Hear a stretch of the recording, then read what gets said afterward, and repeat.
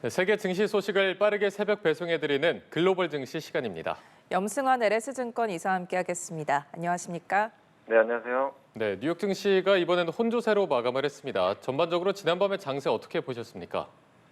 오늘은 이제 기술주가 좀 많이 빠지고 다우 지수죠. 이제 여기가 보통 이제 제약바이오라든가 뭐 음식료 같은 이제 필수 소비재들, 경기 방어주가 이제 많이 속해 있는데 다우는 또 오히려 많이 올랐거든요. 그래서 좀 다우와 나스닥이 좀 서로 차별화되는 그런 모습을 보였는데, 그러니까 미국 시장 전반적으로 이렇게 뭐 하락을 했다 이 부분보다도 오늘은 이제 그동안 시장을 이끌었던 AI 관련주가 특히 반도체주들이 많이 좀 급락을 하면서 시장이 좀 기술주 위주로 좀 흔들렸다 이렇게 보시면 되겠고요. 그리고 이제 미국에서 가장 우려됐던 이 셧다운은 이제 뭐 거의 해소될 이제 가능성이 높아진 것 같습니다. 상원에선 이제 그 합의안이 좀 통과가 됐고요. 이제 하원에서 통과만 된다면 이제 트럼프 대통령이 서명을 해서 합의안이 이제 최종적으로 이제 그 결정이 돼서 이제 아마 셧다운이 단기적으로는 좀 종료될 수 있는데, 다만 이제 이런 부분들도 시장이 좀 미리 좀 반영을 하다 보니까 오늘 뭐 주가 지수에는 그렇게 큰 영향을 주지 못했고요. 사실 오늘 이제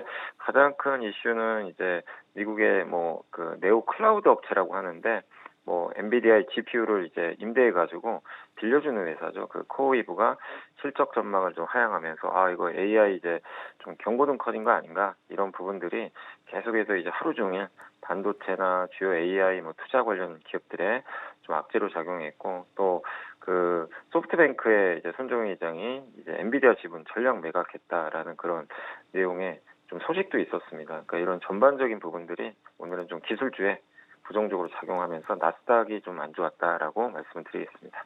네, 말씀 주신 것처럼 나스닥 지수만 나홀로 하락했습니다. 기술주 가운데서도 반도체주의 약세가 돋보였거든요. 네, 맞습니다. 오늘 그 엔비디아가 주가가 한 3% 정도 이제 하락을 했는데, 아까 말씀드린 대로 이제 소프트뱅크가 지분을 이제 전량 매각했다라는 그런 소식이 조금 이제 부정적으로 작용을 했고요. 코어웨이브라는 그 기업도 실적 쇼크로 오늘 이제 급락을 했는데, 뭐 엔비디아가 이제 이 기업의 그 GPU를 이제 공급을 하고 있다 보니까 코어웨이브의 이제 실적 쇼크는 주가에 당연히 좀 부정적으로 작용할 수밖에 없었던 것 같습니다. 그리고 그 코어웨이브는 오늘 이제 주가가 마이너스 16% 빠졌고, 또 한국의 삼성전자, SK하이닉스 같은 메모리 반도체랑 이제 계속해서 경쟁하고 있는 미국의 대표 메모리 기업이죠. 마이크론도 주가가 오늘 거의 5% 가까이. 그래서 AI 관련된 기업들이 전반이 좀 하락을 했고요. 반면에 이제 뭐 머크라든가 암젠, 존슨앤존스 같은 이제 미국의 대표적인 그 헬스케어 제약주라 그러죠. 이 기술주에서 이제 돈이 좀 빠져나오면서 이런 경기 방어주로 좀 찾아가는 것 같아요. 그래서 기술주는 좀 빠지고, 제약바이오 또 음식료 관련된 뭐 필수 소비재 업종들이 오늘은 좀 강세를 보였다. 그래서 다우만 오늘 좀 좋았던 그런 좀 흐름이었던 것 같습니다. 네. 자, 앞서도 말씀해 주셨지만 이제 AI의 경고등이 켜진 게 아니냐 이런 경고가 나오고 있고 AI 거품, AI 고평가 논란이 계속해서 시장을 흔들고 있는 모양새인데 앞으로 남아있는 변수들 어떤 게 있다고 보면 될까요? 사실 AI에 대해서는 뭐 너무 의심하실 필요는 저는 없다고는 보거든요. 그러니까 AI 오늘 뭐 코어웨이브가 이렇게 주가가 급락하고 실적 전망 하향한 게 사실 AI 수요가 없다기보다는 이제 공급 제약입니다. 그러니까 가장 우려되는 게 AI 데이터 센터를 아무리 많이 지어도 이게 전력이라든가 이런 기자재가 공급이 돼야 되는데 이게 제약이 굉장히 심각한 것 같아요. 이제 그러다 보니까 뭐 지어놓고 이거 활용을 할 수가 없는 거죠. 그런 이제 인프라가 제대로 갖춰지지 않으면. 그래서 인프라를 제대로 공급할 수 있는 그 시간이 또 필요하다 보니까 이게 잘 안 맞는 거죠. 그래서 사실 이제 제가 우려했던 부분이 그런 부분인데, 이번에 코어웨이브 그 실적을 통해서 그런 게 좀 나왔고, 또 거기에 이제 공매도로 예전에 금융위 때 돈을 많이 벌었던 그 마이클 버리가 자꾸 이제 경고를 하고 있고, 또 소프트뱅크의 손정희 회장도 엔비디아 지분 매각했다라는 그런 내용이 좀 있었고, 그러니까 이런 전반적인 부분들이 AI 뭐 그렇다고 AI 뭐 성장이 끝난 건 아니거든요. 근데 이제 주가가 지금 워낙 많이 올랐잖아요.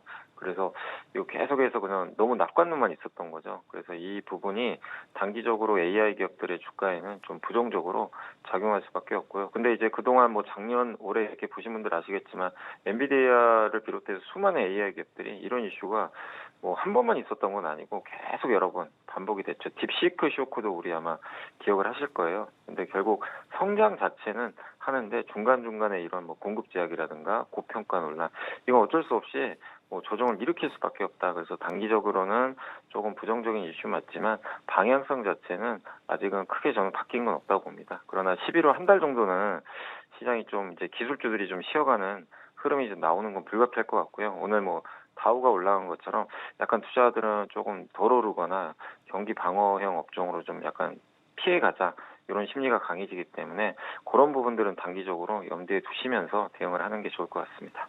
네, 오늘 글로벌 증시 염승환 LS증권 이사와 함께 알아봤습니다. 말씀 고맙습니다. 고맙습니다. 네, 감사합니다.